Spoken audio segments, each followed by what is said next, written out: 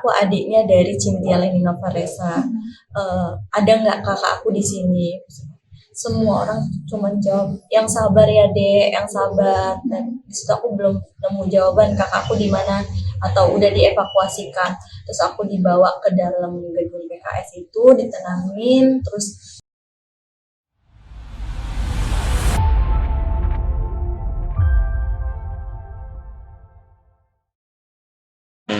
mewawancarai keluarga salah satu korban akibat kecelakaan di Teradron yang menyebabkan puluhan warga atau pekerja yang meninggal, 4 diantaranya yakni warga Provinsi Lampung, dan kita akan mewawancarai daripada pihak keluarga daripada almarhum yang berada di Kecamatan Sidomulyo, Kabupaten Lampung Selatan. Sebagai adik daripada almarhumah yang salah satu korban dalam kecelakaan Teradron, kalau boleh tahu Mbak ini adik keberapa daripada almarhumah? Aku kebetulan adik pertama, anak kedua dari 4 bersaudara. Namanya Mbak? Aku Septisia, aku biasa dipanggilnya Cia. Mbak Cia. Nah, Mbak Cia, kita ketahui informasi yang beredar beberapa hari kemarin terjadi kecelakaan yang memang tidak diinginkan oleh semua pihak. Namun kalau bisa diceritakan bagaimana sih Mbak awal mula kita mengetahui informasi kecelakaan kebakaran ini, dari siapa dan bagaimana perjalanannya nih Mbak? Pertama itu sebenarnya aku masih kerja dan aku itu nggak pegang handphone sama sekali. Handphone itu di back office, aku di frontliner di depan gitu kan maksudnya. Terus setelah pelayanan aku udah selesai, itu aku langsung ke belakang. Aku sama sekali nggak ada feeling apapun itu ya. Terus setelah itu ganti baju biasa, terus buka handphone, ternyata sudah banyak banget panggilan dari teman-teman kakakku, dari orang tua aku, saudara-saudara aku, semua udah ngehubungin aku semua gitu. Dan di situ aku angkat telepon dari bapakku. Bapakku bilang katanya, kamu udah tahu belum kondisi kakak gimana? Sedangkan aku aja nggak tahu, maksudnya kakakku kenapa itu aku nggak tahu. Terus emang kakak kenapa? Aku bilang gitu. Terus ya Allah bapak udah nggak bisa ngomong katanya gitu kan. Terus bilang coba kamu cari tahu sendiri katanya, coba hubungin teman-teman dekatnya di sana gitu kan. Akhirnya ada satu temennya yang nelpon aku pas setelah aku tutup telepon dari bapak aku itu kan.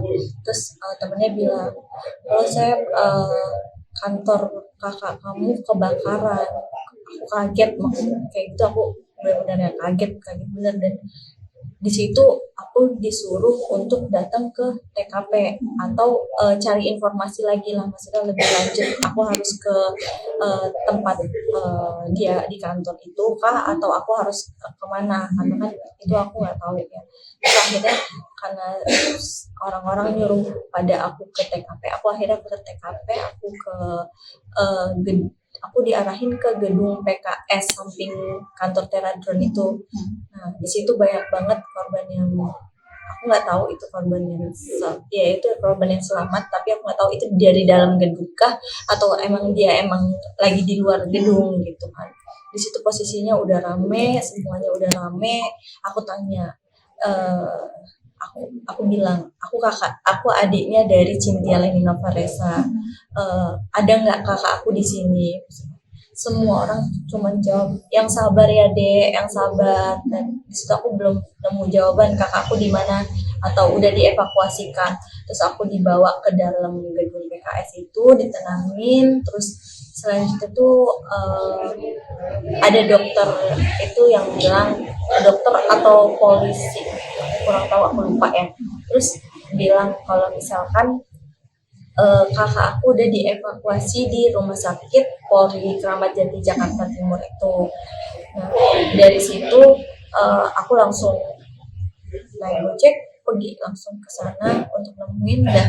Dan sampai sana pun ternyata teman-teman kakakku semua udah pada nunggu kakakku di situ. Terus di situ aku diarahin ke ruangan di DVI apa DVI kalau nggak salah untuk tes DNA di situ. Tapi aku di situ belum pernah sama sekali, belum diketemuin tuh sama kakak aku gitu kan. Dari situ tes DNA masih nunggu, ternyata tes DNA aku aja nggak cukup, harus tetap dari orang tua, entah dari ibu atau bapak gitu kan.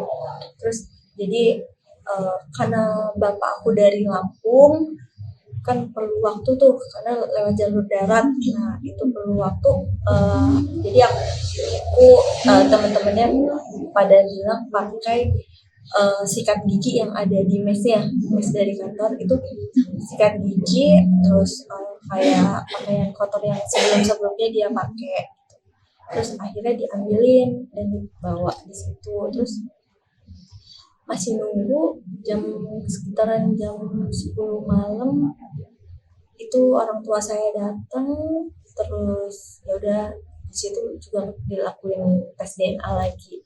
Setelah itu kita disuruh pulang sih dari situ, karena identifikasinya emang cukup lama ya, maksudnya cukup lama. Akhirnya kita pulang ke tempat penginapan terdekat lah di situ.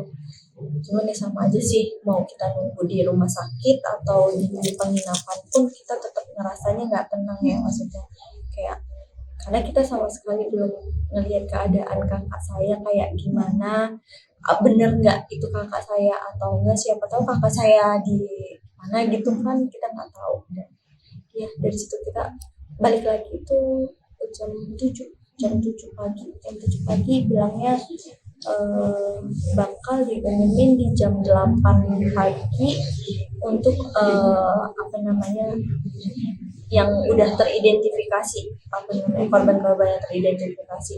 Ternyata dari jam 8 pagi itu kita harus nunggu apel mereka dulu, terus ternyata diundur katanya jam 9. Setelah jam 9 udah jam 9 lewat, ditanya lagi, mundur lagi jam 10 itu ternyata ada rapat pencocokan tes DNA, dan jam 11 hampir mau jam 12 itu baru dia rilis di kalau nggak salah konversi pers di ini ya, dimana di TKP-nya di situ dijelasin sudah ada 7 orang yang teridentifikasi lagi. Kalau malam itu kan ada 3 tuh, nah nambah 7 jadi 10, dan ternyata di situ kakak saya juga belum teridentifikasi.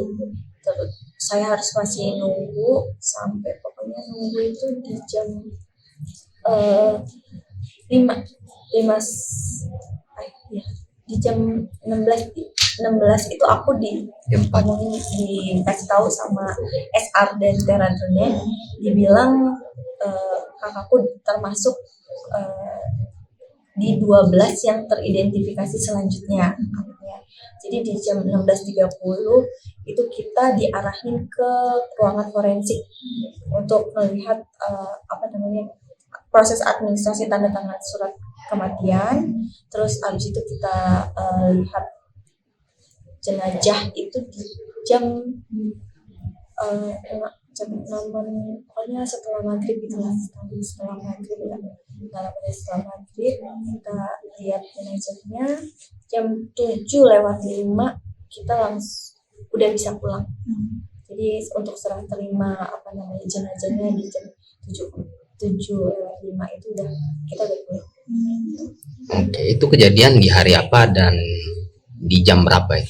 Kejadian kebakarannya infonya sih di jam makan siang, di jam 12.40 atau jam 12.50 lah di situ.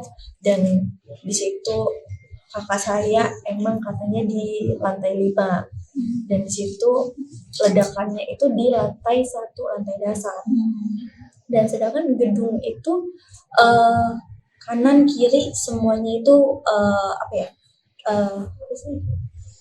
tembok, nggak ada kaca tuh bagian depan, dan itu juga kacanya permanen tanpa bisa dibuka gitu loh. Jadi kan kalau misalkan dia mau menyelamatkan diri, otomatis dia harus ke atas karena lantai 1 pun terjadi ledakan dan kebakaran gitu kan. Jadi harus ke lantai atas.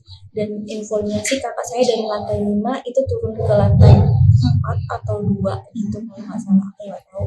Terus ternyata udah asapnya udah banyak banget, terus kayaknya nyoba untuk naik lagi ke lantai 5. Dia ke lantai 5 mungkin asapnya makin banyak ya kan, itu benar-benar yang hitam pekat, abu-abu segala macam, kayak ngegulung banget gitu. Kemungkinan dari situ sih kakakku banyak ngehirup asap yang itu kan beracun, yang maksudnya dari kayak carbon dioksida. Itu beracun. Nah, mungkin dari situ kakakku nggak kuat, kayak akhirnya kakakku kalau nggak salah dievakuasi ke 19. Oke, jadi jarak tempat tinggal kita dan juga kakaknya ya lumayan jauh atau seperti apa ini? Jarak rumah saya sama kakak saya. Iya. Saya di ini sih di Gambir, di Petojo Selatan itu kurang lebih, karena mungkin Jakarta macet ya, itu kali 30 menit, 20 sampai 30 menit ke tempat tinggal kakak saya. Oke, tapi mungkin terakhir kita komunikasi dengan kakaknya ini kapan ini? Kebetulan kalau saya terakhir komunikasi itu malam sebelum kejadiannya. Sebelum kejadiannya saya video call, biasalah setiap malam saya video call sama kayak keluarga saya, adik saya, mama saya, bapak saya. Karena semuanya kita emang ngejar, adik saya di Jogja, saya di Gambir, kakak saya di Cempaka Putih, bapak mama saya di sini, sama adik saya yang paling kecil di Lampung gitu kan. Jadi hampir setiap malam kita tuh emang video call. Cuman di malam itu dia tuh mungkin capek ya pulang kerja gitu kan, dia nggak banyak omong, kayak cuman iya gitu. Akhirnya udah selesai teleponan, setelah video call itu aku nggak ada komunikasi lagi tuh. Dari situ aku nggak ada komunikasi lagi. Ternyata tapi kalau sama mamaku di pagi hari itu dia video call atau telepon ke mamaku sih, itu ngasih tahu kalau misalkan nyuruh mamaku tuh ngelayat ke bundanya temennya yang sedang meninggal itu di Lampung gitu kan. Dia kekeh pengen nyuruh mama atau bapak saya untuk ngelayat di hari kejadian itu ya. Hari apa tapi itu? Hari Selasa. Hari Selasa itu, tapi itu di masih jam-jam pagi itu. Dan katanya juga sih temen-temennya masih kontekan sampai hampir di jam 12 itu masih kontekan. Tadi aku dengar temen-temennya kan pada datang tuh ke sini. Itu aku dengar sampai jam 12 siang tuh masih kontekan, tapi pas di jam 2 hampir jam 1 itu pas dengar ada berita kebakaran, dia diteleponin sama temen-temennya, semuanya diteleponin. Mungkin tabrakan ya, sambil yang sana nelpon, yang sini nelpon gitu. Jadi kan nggak nyambung jadinya kan. Terus sempat ada satu temennya katanya nelpon dan itu ke reject gitu. Aku nggak tahu itu kesenggol kah atau apa, kan kita nggak tahu maksudnya. Itu sih. Namun berapa lama sih dia sudah bekerja di Jakarta dari Lampung? Dari Jakarta, dia kerja di Jakarta itu kayaknya sebelum COVID ya. 2020 ya? 2018. COVID kan 2019. 2019 ya? Iya. Kayak 5 tahunan sih dia. Hampir 5 tahun. Dan terakhir mungkin pulang ke rumah ke sini, Sidomulyo itu kapan? Kayaknya September kalau nggak salah. Iya, September dia tuh pulang karena temennya ada yang nikahan, dia pulang. Terus beberapa hari doang sih, aku lupa sih berapa hari itu. Habis itu udah balik lagi ke sana. Dan emang sempet kita udah ada plan besok di tanggal 19 dia tuh mau pulang ke sini. Itu juga ada nikahan temennya juga gitu kan. Nah, ada nikahan temennya tapi dia juga mau ngambil WFH gitu sampai tanggal 28 katanya. Nah, di situ cuti ya. WFH. Terus dia ngajakin aku, nanyain aku udah nonton belum, nonton ada lain kan lagi nontonnya. Terus Aku bilang belum, kata aku kan. Terus kata dia nggak usah nonton, nanti aja nontonnya di rumah bareng-bareng, maksudnya bareng-bareng sama mama, sama bapak, sama adik aku juga gitu, biar nontonnya bareng, nonton sambil main gitu, karena pas lagi libur kan maksudnya. Nonton di Lampung Iya maksudnya ya. maksudnya nonton di Lampung. Namun ada firasat nggak, seperti mimpi atau tanda-tanda yang menimpa kita atau keluarga sebelum Hamin beberapa hari sebelum almarhumah berpulang? Firasat itu sama sekali nggak ada sih, tanda-tanda tuh kayak ya udah jalan normal aja biasa. Cuman di malam Selasa itu ternyata mamaku ada ini, dia lagi habis selesai sholat ngaji, habis selesai ngaji ternyata jatuh tuh foto dia pakai bingkai, tapi jatuhnya di apa namanya kursi gitu. Jadi tidak pecah. Jadi kacanya nggak pecah, cuman kayak pinggirannya yang warna hitam mana alisnya itu frame-nya itu pecah gitu. Bukan pecah sih, retak gitu. Dan dilihat kan pas pagi-pagi tuh, dilihat baru sadarnya dilihat pagi. Oh, double tipnya ini yang atas belum dibuka, yang atasnya bawah aja. Ya, pikir kita kan nggak nempel banget jadinya kan, karena cuma bawah doang gitu. Terus kita, ya mamaku juga nggak ada firasat apa-apa, dan paginya karena masih teleponan nyuruh apa ngelayat tempat bunda temennya gitu kan, itu sama sekali nggak ada firasat apa. Oke, namun setelah tadi diceritakan bahwa butuh beberapa jam sampai dengan akhirnya beliau dibolehkan pulang. Nah, namun setibanya di sini di rumah itu di jam berapa itu? Jadi waktu kita udah terima jenazah itu kan di jam 7:05 atau 6 itu kita udah langsung berangkat pulang, nyampe Lampung itu nyampe rumah ya jam 2. Setelah jam 2 kita apa namanya udah bersih dulu. Terus setelah bersih kita langsung sholatin, karena di situ kan dia udah dimandikan sama dikafankan kan dari rumah sakitnya. Jadi kita langsung sholatin, udah selesai sholat kita langsung makamkan. Oke, jadi menjelang dini hari ya, masih subuh. Subuh, menjelang subuh. Sampai subuh malah. Sampai subuh dia langsung dikebumikan. Nah, bagaimana nih Mbak, mungkin kondisi khususnya ayah ibu melihat kondisi peristiwa ini, apakah ada semacam trauma atau masih merasa kehilangan atau bagaimana kondisi keluarga? Kalau ditanya kehilangan itu pasti kehilangan banget ya. Karena dia kakak paling tertua, dia itu selalu orangnya baik banget, mandiri, satset. Aku juga nggak tahu kenapa, maksudnya kayak dia tuh nggak pernah sekelemar itu orangnya gitu loh. Kenapa dia nggak bisa satset untuk keluar dari gedung itu, untuk ke atas kah atau apa? Dia tuh mainnya logika juga gitu, kayak kalau misalkan nggak bisa sini dia langsung yang bisa di mana-mana gitu langsung jalan di otaknya gitu loh. Itu kayak satset gitu. Dia bukan tipe orang yang kelemar gitu.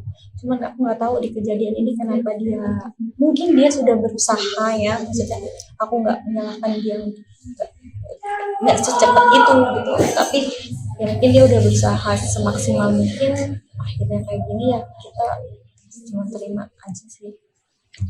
Tapi kondisi orang tua khususnya atau adik Mbak sendiri ya, bagaimana?